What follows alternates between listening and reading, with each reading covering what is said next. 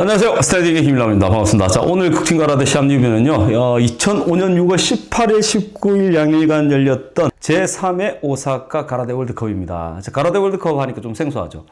과거에는 체급별 세계 선수권 대회를 이제 월드컵이라고 했습니다. 월드컵이라고 했는데 뭐 이 명칭 자체가 조금 뭐 애매하죠. 예. 그래서 극진가라데의 가장 상징적인 대회가 무체급 도쿄에서 열리는 세계 대회 무체급 선수권 대회가 가장 상징적이라고 하면은 이 상징적인 대회에서는 좀 일본이 아무래도 주최 주관하니까 외국인들이 우승하는 거에 대해서 염려가 상당히 많았습니다. 과거에는 최배달 총재가 스포츠 기관지에다가 뭐 우승을 못하면 자기가 활보하겠다. 뭐 그다음 또 세계대회 때는 우승을 못하면은 뭐 내가 활복하는 대신 너희들이 활복해라. 뭐 그 정도로 뭐 목숨을 걸 정도로 세계대회를 이제 외국인들이 가져간다는 거, 우승이라는 그 타이틀을 외국인들이 가져간다는 거에 대해서 상상을 못 했죠. 물론 이제 지금은 극진에 간 마스이파 같은 경우는 뭐 외국인들도 한 번씩 우승하고요. 엎치락 뒤치락 하는 그런 재미가 있는데 아직까지 신극진회 같은 경우는 2003년도에 명칭을 신극진회로 바꾸고 나서도 외국인이 우승한 적이 없습니다. 자, 그래서 이제 그 외국인들이 굉장히 불만이 생기겠죠. 뭐 우승도 하지도 못하는 그런 시합, 나가봤자 그냥 들러리만 서는 거 아닌가 해서 이제 만들어진 것이 외국 선수들을 위한 하나의 시합이, 한번 너희들도 우승해라. 하지만 상징적인 시합은 우리가 줄 수가 없다. 뭐 이런 이제 차원에서 만들었던 대회가 바로 가라데 월드컵입니다. 이 시합은 이제 오사카 부립 체육관, 오사카 브리스 타이르쿠관이라고 하는데 지금은 에디온 아레나로 바뀌었습니다. 이때만 하더라도 명승부가 좀 많았고 시합 자체가 좀 재밌었습니다. 지금처럼 이제 마사지 가라데를 하지 않고 이때만 하더라도 어느 정도 강압도 있었고요. 싸움의 본질에서 그렇게 많이 벗어나지 않은 약간 극진가라데 특유의 어떤 투박한 그런 타격전이 좀 있었습니다. 상당히 좀 재밌었어요. 그 시합 중에서 이제 가장 명승부라고 저는 생각이 드는 게, 2회전입니다. 왜냐면 이 가라데 월드컵, 지금의 이제 체급별 세계대회는 지역별 예선을 다 합니다. 저희가 이제 아시아대, 내년에 이제 중국에서 시합하는데, 아시아 선수권대회에서 다 지역별로 이제 선발이 돼서 올라오기 때문에, 보통 이제 1회전, 2회전, 바로 준결승, 결승 이렇게 되거든요. 그래서 세계대회처럼 토너먼트가 128명 중에서 쭉 올라와가지고 이틀 동안 하는 게 아니라, 이거는 이틀 동안 하더라도 좀 토너먼트가 좀 적기 때문에 이제 각 체급별마다 그 각 대륙의 대표들이 나오는 거기 때문에 2회전이 바로 이제 준결승이라고 생각하시면 돼요. 예. 자, 그 준결승의 시합 중에서 헤비급, 중량급이라고 합니다. 무거울 중자를 써서. 자, 그 준결승에서 가장 이제 제가 볼 때 명승부라고 생각되는 시합이 데니스 그리고리에프와 스카모토 노리츠카의 경기입니다. 정말, 박빙의 시합이었고요. 그 다음에 스카모토가 또 한 번 변신을 해서 왔습니다. 또 한 번 변신을 했기 때문에 어떤 또 기술을 선보이는가, 또 어떤 그 움직임을 보이는가, 여기에 대한 관심이 상당히 컸고요. 그 다음에 96년도 우승하고 나서 약 10년 후였기 때문에 이제 은퇴할 때가 됐다라는 그 정도 시점이었거든요.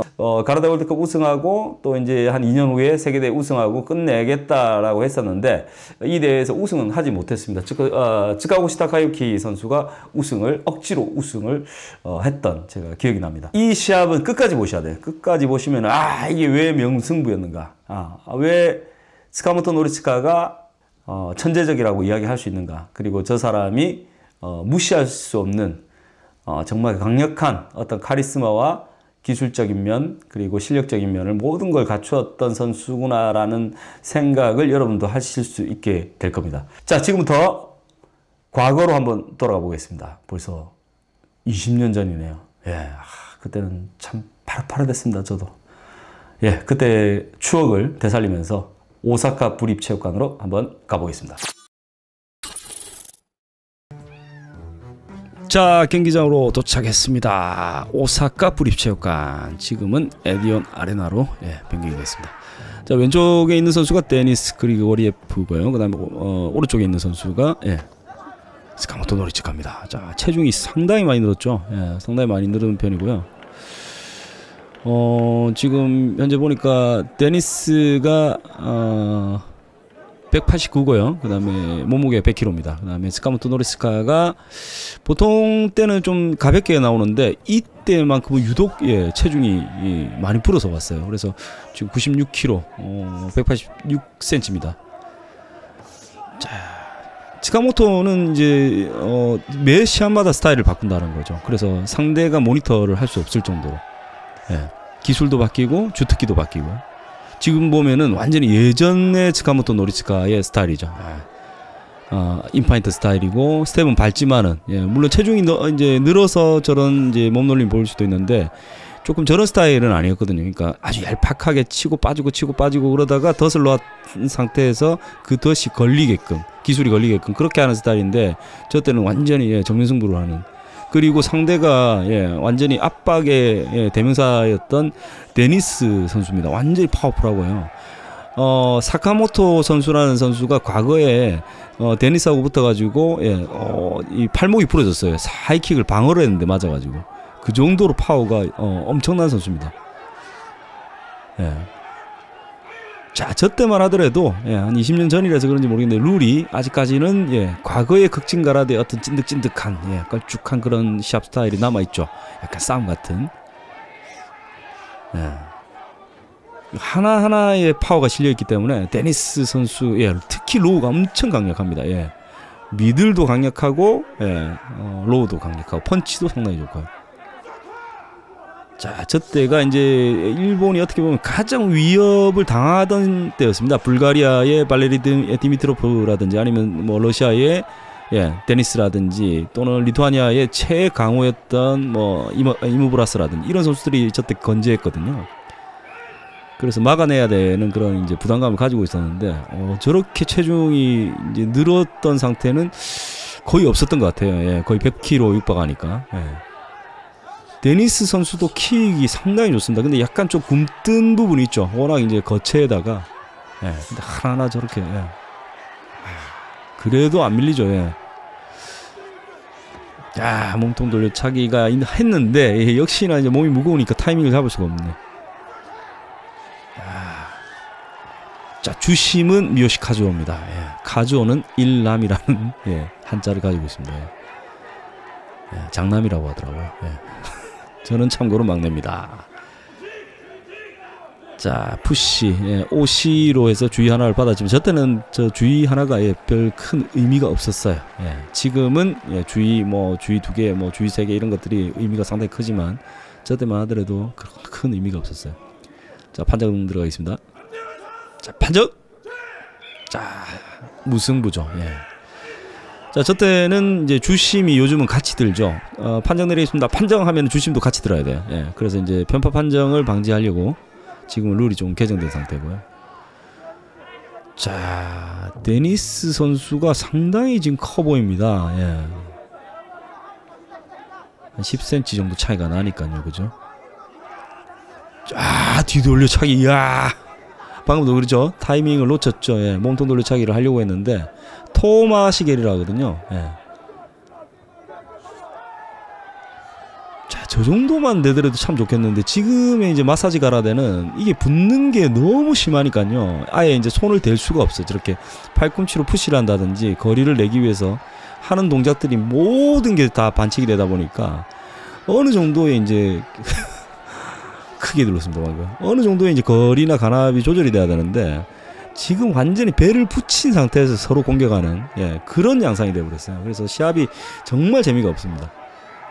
자, 이때만 하더라도 서로 좀 붙고 약간 잡는 것도 약간 허용이 됐습니다. 저 때 대단했습니다. 저 때가 그래도 신극진해가 조직 명칭을 변경하고 나서 그대로 최전성기에 이제 들어가는 진입 구간이었다고 저는 생각이 들거든요. 명칭도 바꾸고 그래서 2003년도니까 2년 흐른 뒤죠. 명칭을 바꾼 이제 2년 후. 그래서 상당히 중요했죠. 왜냐하면 명칭을 바꾸고 뭔가 조직이 새롭게 나가려고 하는데 외국인 선수들이 우승하면은 초치는 거잖아요, 그죠? 그래서 이 시합이 상당히 중요했고 그 다음에 스카모토 노리츠카에게는 이제 96년도 처음 우승하고 나서 세계대회 우승하고 나서 이제 두 번째 우승을 하고 이제 은퇴를 할 시점이었어요. 왜냐 10년이 흘렀기 때문에. 물론 이제 이 상태에서 10년을 더 하고 10년도 훌쩍 더 하고 예, 세계대회를 우승하고 마무리를 지었지만은 나이상으로 봤을 때 이때 이제 우승을 하고 끝내야 될 시점이었는데 우승을 하지 못합니다. 예. 자, 혈전이에요, 혈전. 자, 연장 2분. 예, 이건 체급별이기 때문에 체급이 정해져 있기 때문에 최종 판정이라는 게 없죠. 그래서 아마 연장, 뭐 재연장, 뭐 최종 연장 이렇게 해서 아마 끝날 걸로 제가 알고 있거든요. 지금은 예, 흰색 시로가 하나가 들렸고요.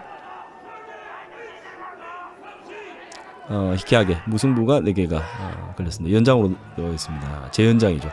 재연장은 역시나 2분입니다. 자, 지금 이제 데니스가 좀 지친 상태죠. 스카모토도 확실히 이제 자기 체중이 아니다 보니까 조금 빨리 지치는 모습입니다. 근데 오히려 보면은 이제 맷집이나 이런 것들은 훨씬 더 강력해진 것 같아요. 아무리 체중이 있다 보면은 확실히 맷집도 느는 것 같은데, 이야, 와, 이야, 진짜 한 방이 있구나 진짜. 스카모토가 한 방이 있어, 한 방이. 야, 저러니까 일본의 어떤 대들보, 믿고 가는 거예요. 믿고 가는 선수인 거죠. 연장, 재연장 28초. 입봉같이 한판 승으로 이겨냅니다. 데니스는 별로 기쁘진 않은 모양입니다. 다시 한번 보겠습니다. 자, 하나 꽂아주고 펀치를 약간 쇄골 쪽으로 하나 밀어 넣어준 상태, 셋업 시킨 상태에서 브라질리안 킥이 들어갔죠. 마하겔이라고 합니다. 또 자기들은. 근데 정확하게 저 공간에서 들어갔다는 거는 정말 대단합니다. 그리고 이제 몸무게 거의 100kg인데 저 몸놀림이 나온다는 거는 참 대단한 선수긴 합니다, 진짜. 저게 이제 데니스가 아마 그로기 상태였던 것 같아요. 이게 체중이 완전히 다 고갈된 상태. 한 번 더 보겠습니다. 로우 들어갔죠, 그죠? 다시 펀치 받아내고, 자, 돌면서 바로 꽂은 상태에서의 그 팔꿈치가 훨씬 더 올라가 있었죠. 팔꿈치가 올라간 상태에서 내려 찍는 듯한 펀치로 들어가면서 킥이 같이 올라간 케이스입니다. 자, 이야, 진짜 이때 정말 대단했습니다. 정말 대단했고, 스카모토가 이제 한 명의 어떤 이제 장애물을 제거를 했다라는 그런 뭐 안도의 그런 한숨. 조직에서도 그게 느껴졌고, 그 다음에 이 안에 있는 브립체육관 안에 있는 일본인들한테도 정말 강력하게 느껴졌습니다. 그리고리에프는 아마 이 시합 이후에 2008년도에 시합을 뛰고 나서 아마 은퇴를 했을 겁니다. 다시 한번 볼게요. 자, 붙었죠, 그죠? 그 다음에 살짝 이동하죠. 그 다음에 위에서 아래로 넣은 상태에서 펀치를 넣은 상태에서 같이 이제 킥이 출발했다는 거예요. 그리고 이게 채공 시간이 상당히 높았기 때문에 킥이 이제 보이지가 않는 거죠. 신장이 좀 작았다면 모르겠는데 신장이 거의 비슷했기 때문에 킥을 갖다가 놓친 것 같아요. 자, 아무튼 스카모토 대단한 선수입니다. 혁명하라고도 하고요. 그 다음에 브라질리안 킥이라고 안 하고 스스로 어떤 자존심이 있어가지고 마하겔이라고 합니다. 그 정도로 킥이 빠르다는 말이죠. 근데 전성기 때는 확실히 귀신같이 빠른 선수였습니다. 스카모토 노리츠카였습니다. 혼자 좋아서 난리다.